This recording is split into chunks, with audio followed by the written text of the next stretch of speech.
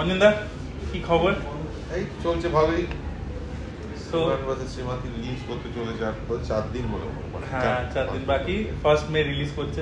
অঞ্জনদা আমরা আগে অনেকবার ইন্টারভিউ করেছি, কিন্তু আপনার কোনো ছবি নয়, আপনি অ্যাক্টিং করেছেন নয় ডিরেকশন দিয়েছেন, সেরকম কোনো ছবির জন্য আমরা ইন্টারভিউ করেছি। বাট এবারে আমরা একসাথে একটা ছবিতে কাজ করলাম। তো লোকে অনেকে লিখছে যে সেই আমাদের যে ঝামেলা হয়েছিল সোশ্যাল মিডিয়াতে, আপনি লিখেছিলেন ফেসবুকে, সেইখান থেকে শুরু করে আর আজকে একসাথে আমরা কাজ করছি, কোলাবোরেট করছি। আপনি এটাকে কিভাবে দেখেন? এটাই তো জীবন, এটাই তো হওয়া উচিত। That is what it's all about. ঝগড়াঝাটি তো মিলে গিয়ে মানুষ একসঙ্গে কাজ করে। শ্রীতের সঙ্গে আমার প্রতি 2 বছর অন্তর ঝগড়া হচ্ছে, আবার ভাঙতে যাচ্ছে, আবার একসঙ্গে কাজ করছি। That is part of life. এবং সেটা বহুদিন যাবৎ কত মানুষ কলকাতায় এটা করে এসছে। বিখ্যাত বিখ্যাত লোকেদের ঝগড়া আমি দেখেছি, আবার তাদের ভাঙতে দেখেছি।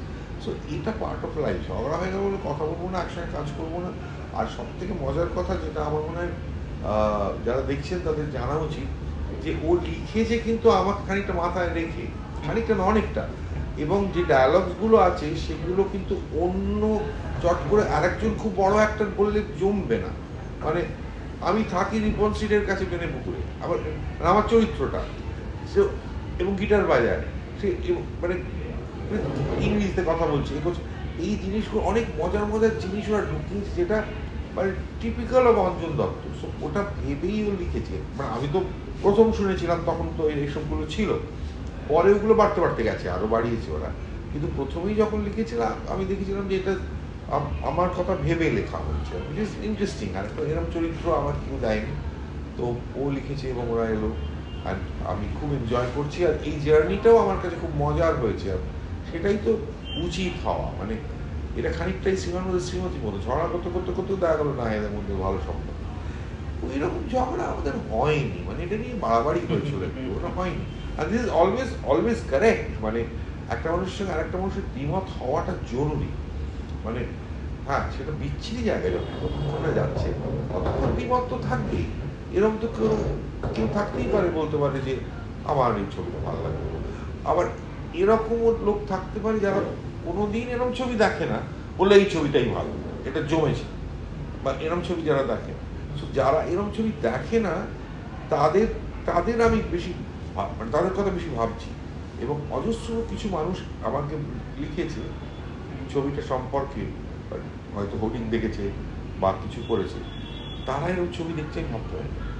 তারা বলেছে কবে হচ্ছে, কবে এটা কোথায় হচ্ছে, এবং নন্দনে হবে কি, এতে হবে কি। সো আমি দেখলাম দিস ইজ ভেরি ইন্টারেস্টিং না। মানে মিঠুন আর আমাকে একসঙ্গে দেখতে চাইছে তারা। তার মানে কোথাও গিয়ে আমি ভাবি না তারা এরকম ছবি দেখবে। যখন আমরা তো লিখে ফেলেছিলাম আপনাকে ভেবে, তারপরে যখন আমি আমার ডিরেক্টরকে বললাম, তো তখন উই অল ওয়্যার নার্ভাস যে আপনাকে অ্যাপ্রোচ করবো, এই ধরনের ছবি আপনি এরকম ভাবে মানে করেননি, তো আপনি আমাদেরকে, তো আপনার মনে আছে আপনাকে আমরা কিভাবে এসেছিলাম আপনার কাছে, আপনাকে না বলে যে আমরা স্ক্রিপ্ট শোনাতে আসছি, অঞ্জনদাকে আমরা বলিনি। আমি বললাম যে অঞ্জনদা আপনি দেখা করবো, বলছে কি ব্যাপার বলো। আমি বলছি না আপনি একটু জাস্ট 5টা মিনিট সময় দিন। হ্যাঁ 5টা মিনিট। আমি বলছি কোনো ইন্টারভিউ করতে আসছে ওটা।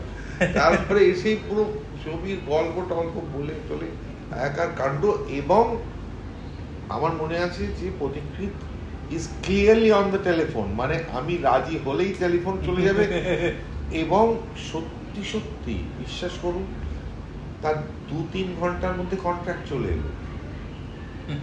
এবং আমি যে পারিশ্রমিক চেয়েছিলাম সেটা এক কথায় ওরা রাজি হয়ে গেল। So it was all planned, মানে প্ল্যান্ড হয়ে এসছে আর কি। সো আমিও ঠিক আছে। আর ইট ওয়াজ আমার করে খুব ভালো লেগেছে, মানে আমি খুব এনজয় করছি।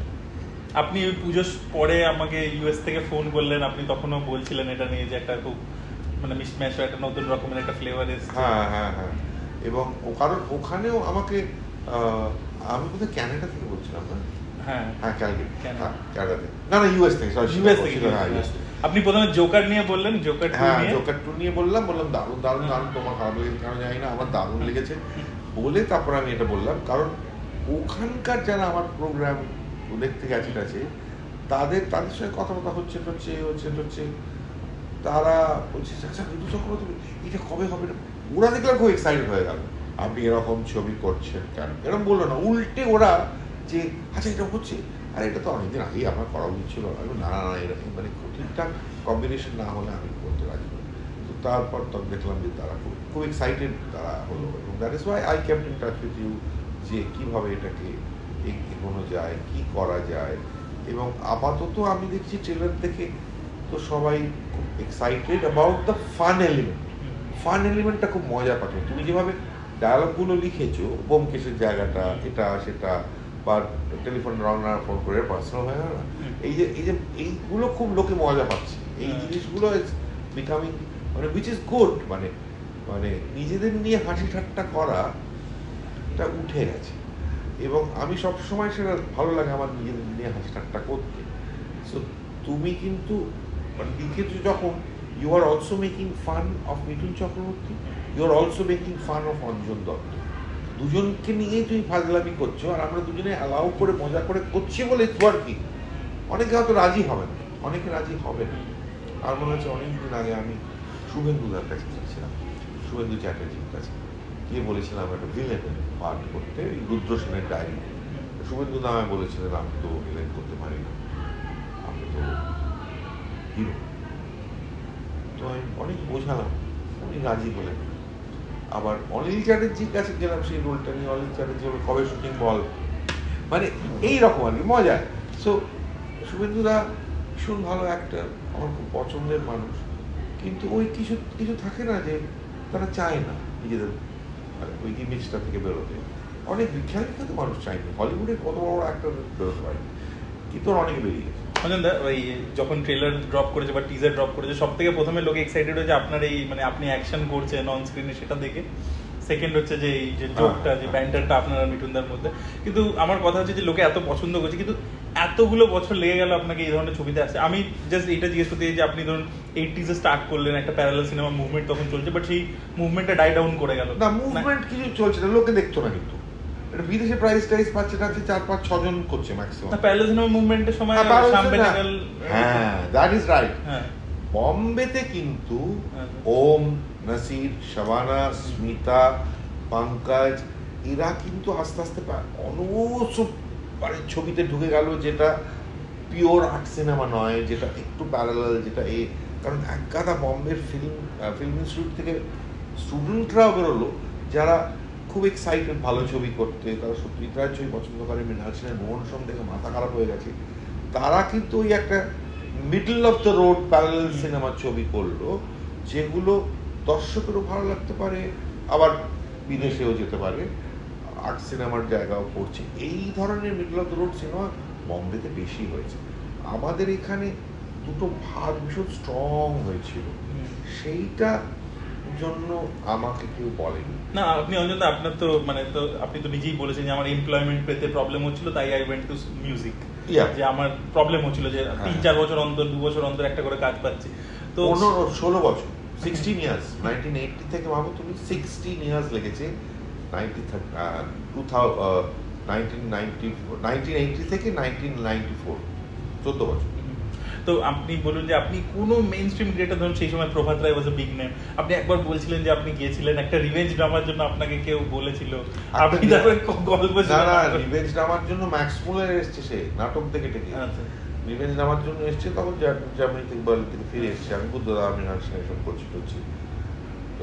বুদ্ধদেব আর মৃণাল সেনই আমায় রিপিট করেছে, কিন্তু আর কেউ করেনি। নবেন্দুদা পরে আসছে, তার মাঝখানে একজন এসেছিল, সে করবেই, মানে প্রভাত রায় না, ইয়াং একজন, এবং সে একটা মারকাটারি ছবি আমাকে আর শ্রীরা মজুমদারকে নিয়ে করেছে। বাচ্চা ছেলেটা লুকিয়ে পড়ে খাটের তলায়, এবং বাবা মা দিদি পালিয়ে যায়, বোন পালিয়ে যায়, শ্রীলা, আর সবাইকে কুড়ুলি দিয়ে কুপিয়ে কুপিয়ে মেরে ফেলে। সেই ছেলেটা বড় হয়ে মাথায় পেট্টি বেঁধে তিলক কেটে কুড়ুল নিয়ে এক একজনকে খুঁজে বার করে মার। তা আমি ম্যাক্সিমামের নিচে বসে শুনছি, তার লোকজন এসে শোনাচ্ছে গল্পটা। তাই বলছিল আমার দুটো প্রবলেম আছে, বলছে কি বলে পেট্টি বাঁধাটা কুড়ুলটা, নানা কুড়ুল দিয়ে কুড়ুলটা দাম করে লাগে, আর গুলি ফুলি করে দি না, এই যে এই জীবন মৃত্যু গুলি করে দিই, গুলিটা ভালো করতে পারবো না, কুড়ুল দিয়ে মার, কুড়ুল মিস করে সে না কিছুতেই না, কুড়ুল দিয়ে আর তিলক কেটে, আর বিচ্ছিরি লাগবে কিন্তু আমাকে তিলক কেটে দিলাম, স্মার্ট করে জামা কাপড় পরি একটু করুন না, না না না অবশ্য হবে না। তারপরে কিছুতেই ওই কুড়ুল করে আমার পেছনে অনেক দিন ছিল, তারপরে সেটা আমি করিনি, সেটা আরেকজন করলো। তারপরে বোধহয় আমি জানি না, আরেকটা স্ক্রিপ্ট আমার কাছে ঘুরে ঘুরে এসেছিল মর্যাদার আগে একটা কি ছবি, সেইটা এসেছিল, সেটা আমার ভালো লাগে। আর তারপরে কেউ নেয় না, আর আমার চেয়ারের ছবি, যে আমার ছবিগুলো ভালো লাগে না। একমাত্র মনে হয়েছিল যে তরুণবাবুর কাছে যাবো, তরুণবাবু is too senior go and say that আমার কাজ দিই, এটা আমি করিনি কোনোদিন। এক দুজনের কাছে মনে হয়েছিল প্রভাত রায় একটু শ্বেত পাথরের থালাটা দেখে আর মনে হয়েছিল যে আরে এ হবে। আর তোমার নাসিরকে নিয়ে একটা কি ছবি করলো না, প্রতিদান। তখন আমি প্রভাত রায়ের বাড়ি গেছিলাম, গিয়ে বলেছিলাম প্রভাত দা আমাকে নিয়ে একটু ভাবো, আরে তুমি তো বড় বড় পাঠ করছো। আলু না না প্লিজ, আমি একটা স্যারের মতো ছবি করবো। তখন আমার ভালোই বয়স, 35 নয়, আরেকটু আগে 32। স্যার বলে একটা ছবি এসেছিল, ইয়াং প্রফেসর, আই ওয়াজ প্রফেসরের পারতাম, ইয়াং প্রফেসর, আর একটা নায়িকা রেখে দিই তো একটা দিন একটা এরকম দুটো একটা সারাংশ করবে, আরে তোমাকে দিয়ে বড় করানো যাবে, আমি যে হ্যাঁ করে দেবো, কিন্তু আমি মানে এই সময় বলেছিলাম প্রভাত দাকে যে একটা ক্লিপ যেটা হয়তো আমি মেন চরিত্র নই, কিন্তু আমি করতে পারি। প্রভাত দা ভালো বাসত আমাকে, এখনো বাসি নিশ্চয়ই। প্রভাত দা অনেক লুচি তরকারি খাওয়া, আমি একটু ঠান্ডা মাথায় বাড়ি গেলাম, বাড়ি চলে এলাম, আমি লুচি তরকারি খেয়ে বাড়ি চলে এলাম। যাই হোক, একজনকে আর গেছিলাম, তো তাই তোমাদের প্রভাত রায় একটা ক্রস মিক্স করতে পারি। তারপরে তো হয়নি, তারপর তো নবেন্দা সঙ্গে দেখি রোলস, আর তারপর আমি নিজেই গান করলাম, নিজেই তারপর ছবি করি। গান করার পর আমার প্রডিউসারও পেয়ে গেলাম, and I walked on, moved on. আর আমার পরের জেনারেশন তারা আমাকে মনে করে তারা তো সবসময় যে ভালো চরিত্র নিয়ে আসছে তা নয়, কিন্তু মানে এটা হচ্ছে আমার আউটপুট খুব কম। মানে এখন তো বাংলা ইন্ডাস্ট্রি তারা মনে করে আমি ভালো অভিনেতা, কিন্তু তারা সবসময় যেটা ভালো। আর এখন আমার কি হয়েছে, এখন যেহেতু আমি নিজে ছবি করছি, নিজে প্রডিউস করছি, নীলের ছবি প্রডিউস করছি, কাজ করছি, আমার না খুব ভালো চরিত্র না হলে আমার করতে ইচ্ছে। এই কাজটা আমার কাছে খুব ভালো মনে হয়েছে, এক্সাইটিং মনে হয়েছে, আমি করেছি। পরমের ছবিটা আমার এক্সাইটিং মনে হয়েছে, আমি করেছি। খুব ভালো এক্সাইটিং ক্যারেক্টার না হলে আমি করতে আমার খুব ইচ্ছে পায় না। 2-3 দিন আগে আমার কাছে একজন এসেছিল, বলছে আপনি ভূতের ছবি একটা বোঝা। আমি বোঝা শুনে না ঘাবড়ে গেছি, স্যার আমি আর লুঙ্গি ফুঙ্গি পড়াবে, বলে না আপনি ফাদার, মানে ম্যাক্স ওয়ান সিডোর নাম বলল, আর ওমেন বলে হ্যাঁ ওইরকম টাইপের একটা ছবি সব করে লাফিয়ে সেই মুখে বন্টনি করে দিচ্ছি, আপনাকে দিয়ে মানাই। আমি পালিয়ে গেছি, আমি বলছি না আমাকে মনে, আমার স্ক্রিপ্টটা শুনে ভালো লাগে, স্ক্রিপ্টটা যদি খুব ভালো হতো আমি করতাম, ভূতের ছবি না করতে কি আছে, স্ক্রিপ্ট ভালো না হলে করতে ইচ্ছে না। স্ক্রিপ্টটা কিরকম সে একটা আমার ভালো লাগলো না, আমার ঠিক সুবিধের লাগলো না, আমি তাই বললাম না পারছি। খুব ইন্টারেস্টিং চরিত্র কেউ যদি নিয়ে আসে আমি করবো না, কেন ইন্টারেস্টিং একটা বাংলাদেশের চরিত্র সামথিং আমি জানি না। নাসিরুদ্দিন স্যার একটা কোট আছে, নাসিরুদ্দিন স্যার একটা ইন্টারভিউতে বলেছিলেন যে উনি একটা টাইমে ওই late 80s early 90s main stream ছবির মধ্যে প্রচুর মেন স্ট্রিম ছবি করা শুরু করেছিলেন। তেহেলকা, হিরো, হীরালাল, এই ধরনের ছবি অনেক করেছিলেন। তো তারপরে উনি ছেড়ে দেন, একটা টাইমের পরে ওগুলো করা একদম বন্ধ করে দেন। জালবা বলে একটা ছবি, ইয়ে হ্যায় জালবা বলে একটা ছবি করেছিলেন। তো ওনার একটা ইন্টারভিউ এসেছিল, উনি বলছিলেন যে মেন স্ট্রিম সিনেমাতে যে কনভিকশনটা লাগে অভিনয় করতে গেলে, আমি সেই কনভিকশনটা ভিতর থেকে আনতে পারিনি। তো আমি অনেকদিন চেষ্টা করেছি, ওগুলো টাকা রোজগার করছি, ত্রিদেব করে সেগুলো আমাকে টাকা দিয়েছে, কিন্তু আমি ওই কনভিকশনটা যেহেতু আনতে পারিনি, তাই আমি একটা টাইমের পরে আবার পুরোপুরি ওটা থেকে সরে গেছি। আমি কনভিকশনটা তৈরি করতে পারিনি, যেহেতু ওভার দ্য টপ জিনিসপত্র হয়, আনবিলিভেবল জিনিসপত্র, I can not bring that conviction. কিন্তু ওমপুরি খুব ভালোভাবে করতে পেরেছেন, বাইরেও যদি আপনি দেখেন রবার্ট ডিনারও তো করেছে। হ্যাঁ, সবাই। তো আপনার এইটা মানে এইটা প্রথমবার করলেন, তো আপনার মানে কি রকম ফিলিংটা ছিল অ্যাজ অ্যান অ্যাক্টর? যে আমার আই হ্যাড কনভিকশন। ইনফ্যাক্ট তুমি তো জানো একটা ডামি এসেছিল, আমি ডামিটা ইউজ করিনি, নিজেই যতটা পারি করেছি, চেষ্টা করেছি, এবং অ্যাকশন সিকোয়েন্সটা।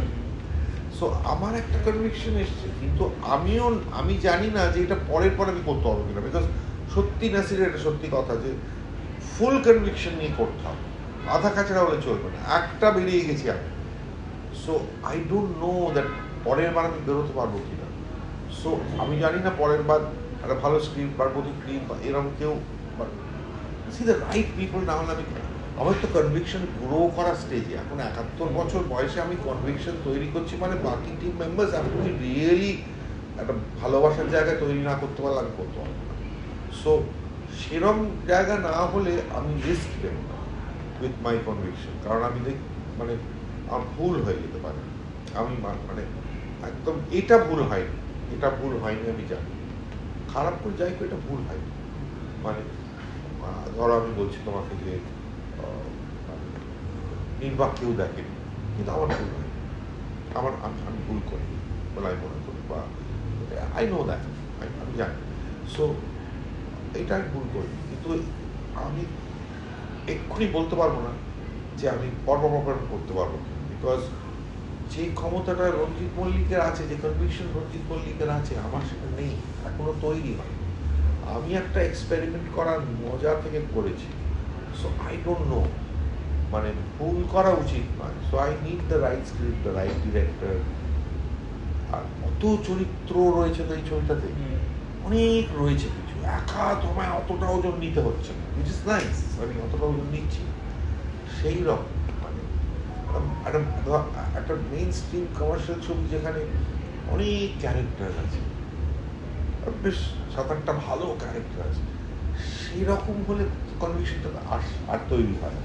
হঠাৎ আমাকে নিয়ে ভাবলো কেউ গডফাদার, আমি পারবো না, পালিয়ে যাবো, খাটের তলা ঢুকে যাবো, আমি পারবো না। Godfather Robert dinner great actor, ওরা যা তা করছে, বুড়ো বয়সেও তুমি দেখো না, লিভিং লাস ভেগাস না কি করলো, একটা বুড়োদের প্রেমের গল্প, ফাটাফাটি। তো আমি পারবো না, আই কান্ট। আমি একটা জিনিস নোটিস করলাম, মিঠুন দা অ্যাকচুয়ালি আপনার থেকে বয়সে বড়, আমাকে দাদা কন্টিনিউয়াস অঞ্জন দা। আমি ওকে বললাম যে দেখো মৃগয়া অনেক আগে, বলে না চালচিত্র, মানে কি করে হয় চালচিত্র বলছে না, মুঝে মিয়াল আগে নয়, আমি ডিরেক্টর বা কিছু হয়েছি বলে না ও দাদা করছে। ও আমার থেকে বেশ বড়, এবং ও প্রায় প্রথম যখন কালার এলো সেই সময় মিঠুন, আর তখন কত বয়স হয় মিঠুন তোমার বলো, অ্যাটলিস্ট 21-22 বছর, না হলে কত, তার বেশি না, 24 হবে, তাহলে সে তো কি আমার থেকে বেশ বড়। রীনাদির বয়সী হবে,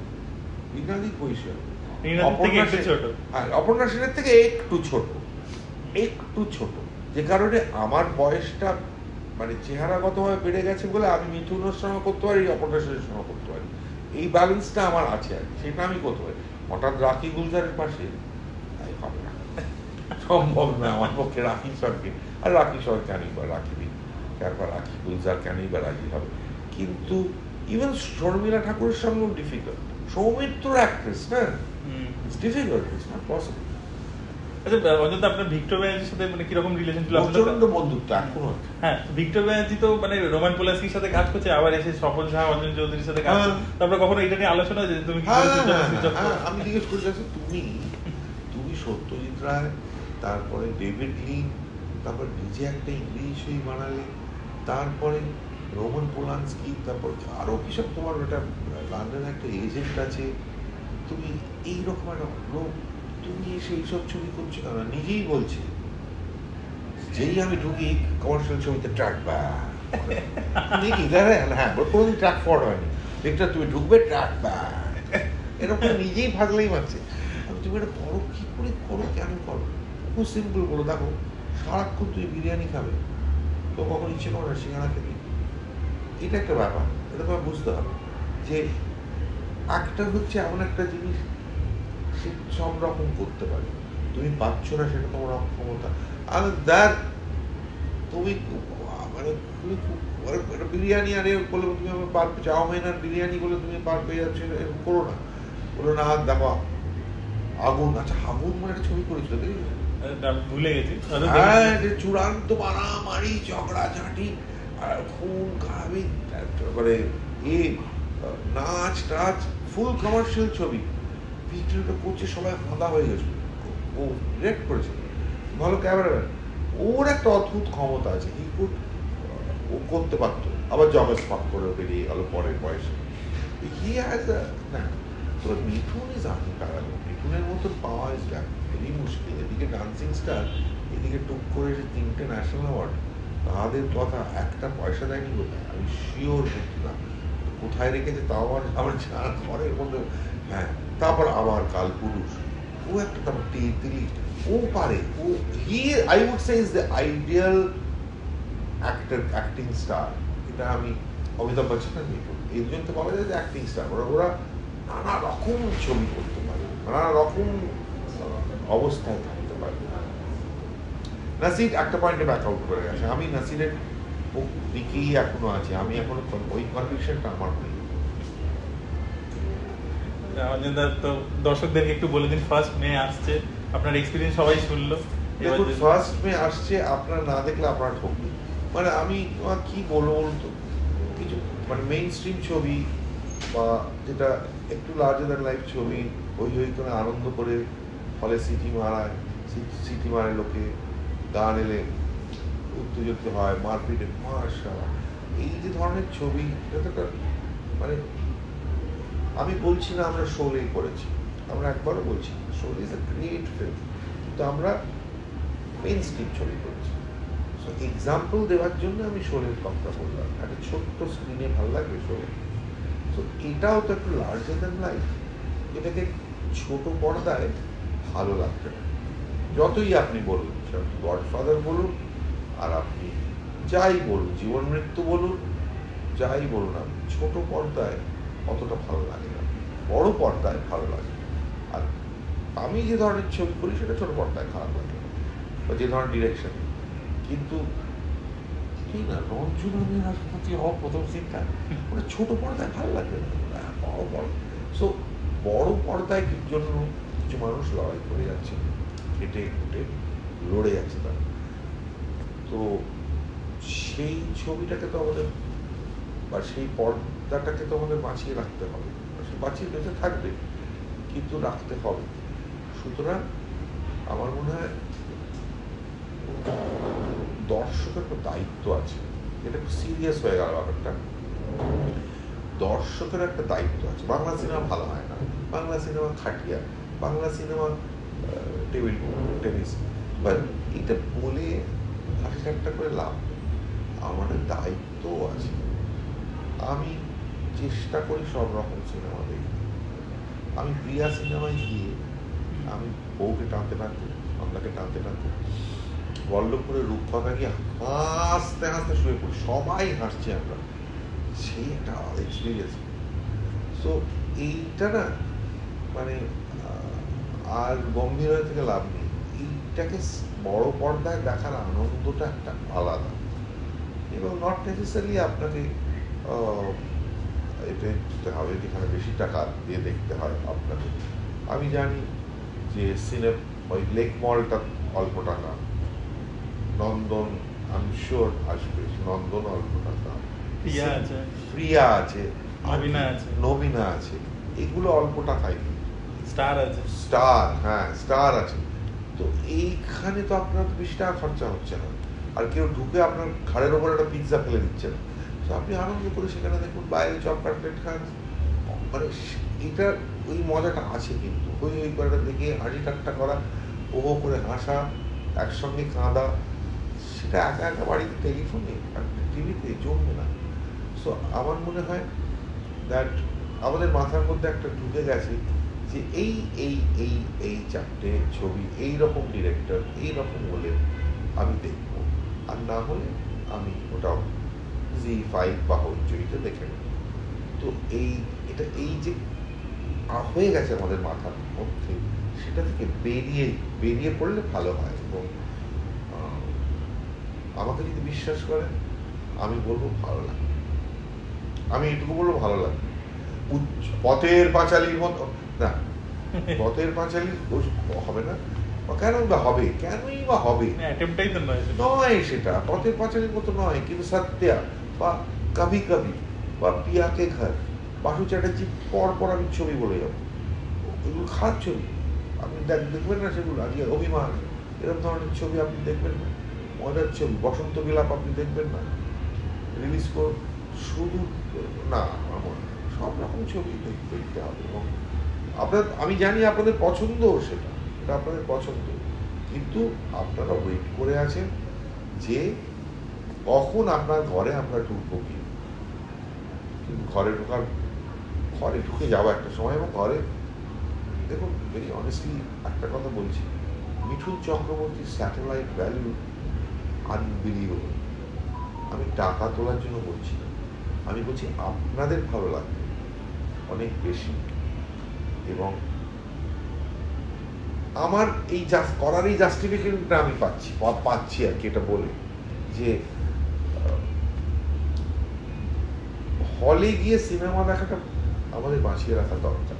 এবং তার জন্য আমি গিয়ে বলছিলাম যা ইচ্ছে দেখুন, কিন্তু এটা ভাল লাগবে। আমি করেছি বলেই বলছি, তো বলবেন যে আপনি করেছেন বলে বলছেন, হ্যাঁ করেছেন বলে বলছি, করেছেন বলেই বলছি। আরেকজন লোক যখন শ্রীদ বলছে আমি যাচ্ছি শ্রীদের ছবি দেখতে, তাহলে এটা যাবেন না কেন?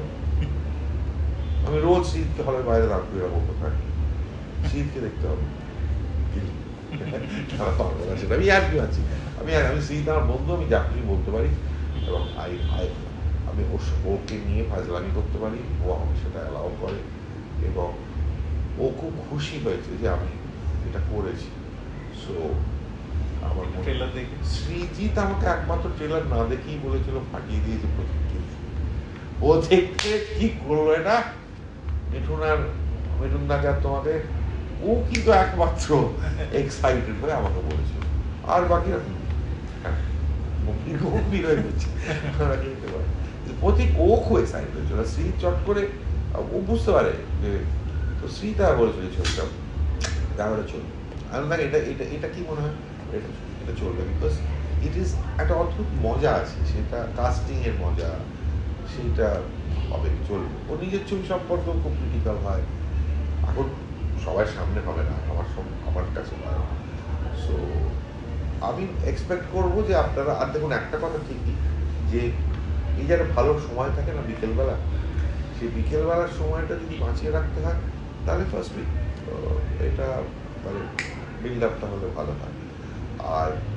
আর একটা কথা হচ্ছে, প্রতিকৃত একটা অল্প বয়সী ডিরেক্টর, খুব অল্প বয়সী একটা, এখানে সিনেমা করতে আসছে অল্প বয়সী, কি বৃদ্ধ, কি বেচারি বাবা হারিয়েছে ছোটবেলায়, মা পাগল হয়ে গেছে, তাই ছবিটা দেখুন, এরম বলছি না, কিন্তু তবুও প্রতিকৃত অনেকদিন কাজ করছে, প্রতিকৃত মেন স্ট্রিমে, এবং অনেক রকম ছবি করছে, but he is a young chap. সুতরাং প্রতিকৃত বসু সৃজিতের মতন ফেমাস নয় বলে তার ছবি হলে যাওয়া হবে না, সেটা আমি মনে করি অন্যায়। সরি, কিছু মনে করি। ভালো থাকবেন, দেখুন গরমের মধ্যে একটা খুব করে ঢুকে যায়, বিরাট মজা লাগে। থ্যাংক ইউ, তোমার ভালো স্ক্রিপ্ট, দারুণ স্ক্রিপ্ট করেছো। থ্যাংক ইউ তুমি লেখো, আরো লেখো। অবশ্যই, থ্যাংক ইউ। হ্যাঁ, তুমি একটা ছবি করো এবার, প্রোডিউসার পেতে হবে। হ্যাঁ, ওটাই তো কঠিন। তুমি আমরা বিরাট বাজেটে করবে না, আমি ইন্ডি করবো, আমি এই স্টাইল। তোমার ইন্ডি ছবি পছন্দ হয় তো? হ্যাঁ, তুমি তো ইন্ডি ছবি নিয়ে অর্ধেক আলোচনা করতে পারো। যাই হোক, থ্যাংক ইউ।